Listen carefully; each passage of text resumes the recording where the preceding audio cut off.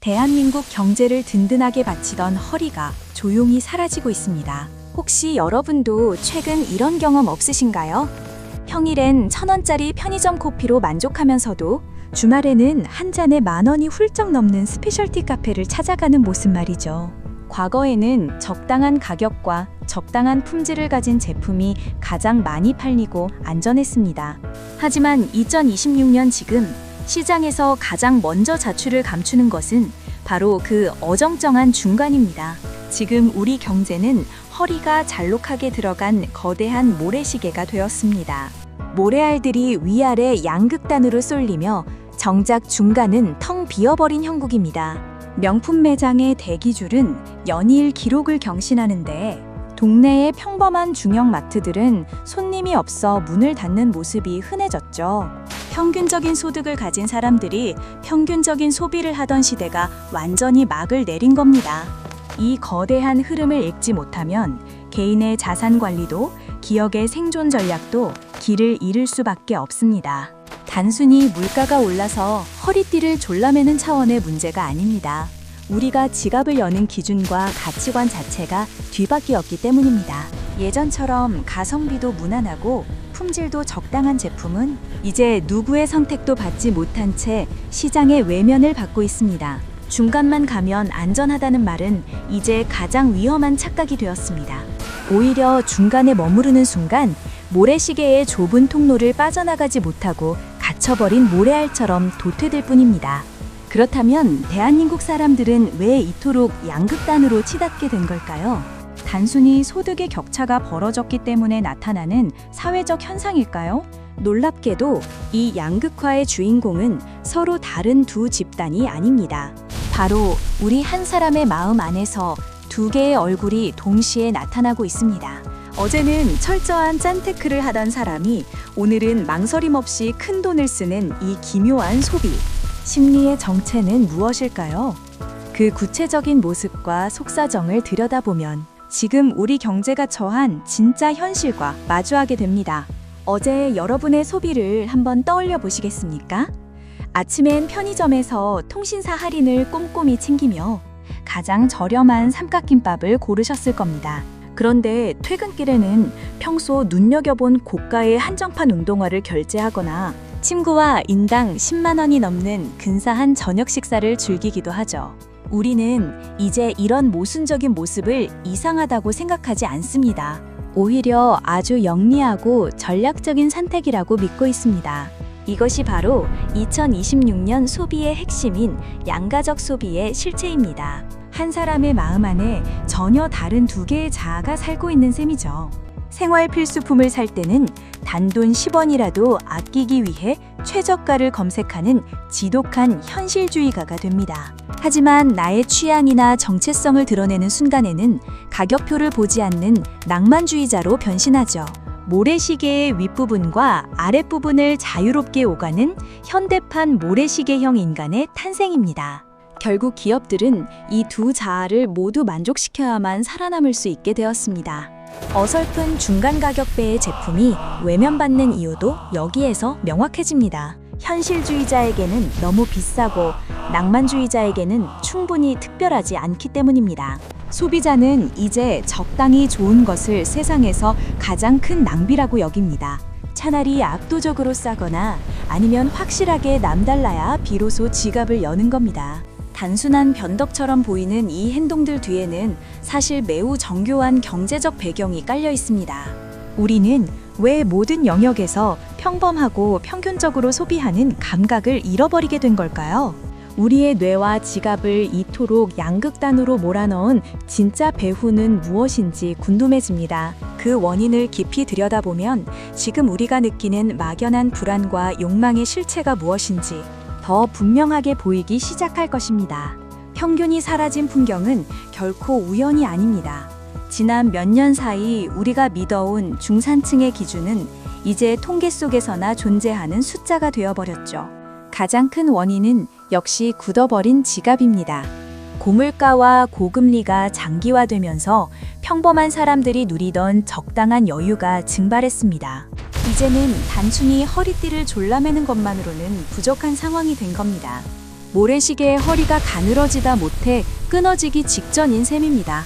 여기에 기름을 부은 것은 다름 아닌 인공지능과 알고리즘입니다. 우리가 스마트폰을 켜는 순간 기술은 우리에게 중간을 제한하지 않습니다. 가장 압도적으로 저렴한 최저가 제품을 보여주거나 나의 취향을 정확히 저격하는 가장 비싼 프리미엄 제품만을 화면에 띄웁니다. 알고리즘의 세상에서 어중간한 브랜드는 아예 시야에서 사라진 유령이 되었습니다. 우리도 모르는 사이에 디지털 기술이 우리의 선택지를 양극단으로 몰아넣고 있는 겁니다.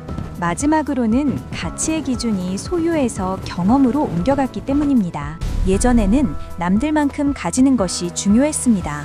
하지만 지금은 남들이 하지 못한 단 하나의 경험이 훨씬 더 높은 가치를 가집니다. 적당한 품질의 물건 10개를 사는 돈을 모아 단 한 번의 특별한 여행이나 명품 하나에 투자하는 것이 훨씬 남는 장사라고 생각하게 된 것이죠. 평균적인 삶이라는 목표 자체가 대중에게 매력을 잃어버린 것입니다.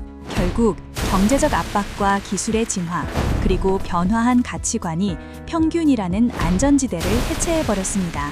이제 우리는 좋든 싫든 선택을 강요받는 시대에 살고 있습니다.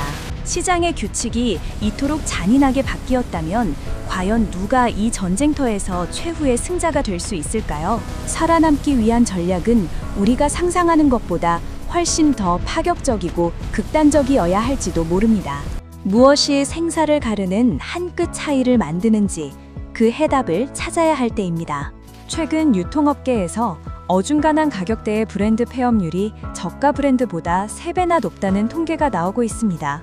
이것이 바로 우리가 그토록 경계해야 할 데스밸리, 즉 죽음의 계곡입니다. 모래시계의 좁은 목 부분에 걸려버린 기업들은 위로 올라가지도 아래로 내려오지도 못한 채 시장에서 말라가고 있습니다. 이제 비즈니스의 생존 공식은 아주 단순하지만 지독하게 잔인해졌습니다. 양극단 중 하나를 선택하지 않으면 시장에서 아예 이름이 지워진다는 뜻입니다. 첫 번째 생존법은 인간의 한계를 뛰어넘는 초저가 전략입니다. 단순히 가격을 조금 낮추는 수준이 아닙니다. AI와 자동화 기술을 극한으로 끌어올려 압도적인 효율성을 확보해야 하죠. 고객이 이 가격에 이게 가능해? 라고 경악할 정도의 경쟁력을 갖춘 자들만이 모래시계의 밑바닥을 지배합니다. 반대로 두 번째 길은 가격 논리 자체를 무너뜨리는 초프리미엄 전략입니다. 단순히 품질이 좋은 것을 넘어 대체 불가능한 서사와 강력한 팬덤을 팔아야 합니다. 고객이 기꺼이 줄을 서고 소유하는 것만으로 자부심을 느끼게 만드는 한 끗의 감동이 필요하죠. 가장 위험한 곳은 역시 적당함이라는 늪입니다. 가성비도 그저 그렇고 브랜드의 개성도 뚜렷하지 않은 제품은 고객의 기억에서 가장 먼저 삭제됩니다. 이제 투자를 하든 내 사업을 운영하든 평균이라는 단어는 머릿속에서 완전히 지워야 합니다. 대중을 상대로 하는 보편적인 전략은 이제 독이 되어 돌아올 뿐이죠. 내가 서 있는 자리가 어디인지 혹은 내가 투자하려는 곳이 이 죽음의 계곡, 한복판은 아닌지 냉정하게 돌아봐야 할 때입니다. 이 냉혹한 생존 법칙은 기업에만 해당되는 이야기가 아닙니다. 개인의 자산 관리와 미래를 설계하는 방식까지도 이 모래시계의 원리는 깊숙이 파고들고 있습니다. 그렇다면 이 거대한 변화의 끝에서 우리는 나 자신에게 어떤 질문을 던져야 할까요? 우리의 지갑이 가리키는 마지막 방향은 과연 어디인지, 그 종착역에서 마주하게 될 진짜 기회에 대해 마지막으로 정리해 보겠습니다. 2026년 우리가 목격하고 있는 이 모든 현상의 본질은 결국 하나로 귀결됩니다. 당신은 지금 어디에 모든 것을 쏟아붓고 있는가? 라는 질문이죠.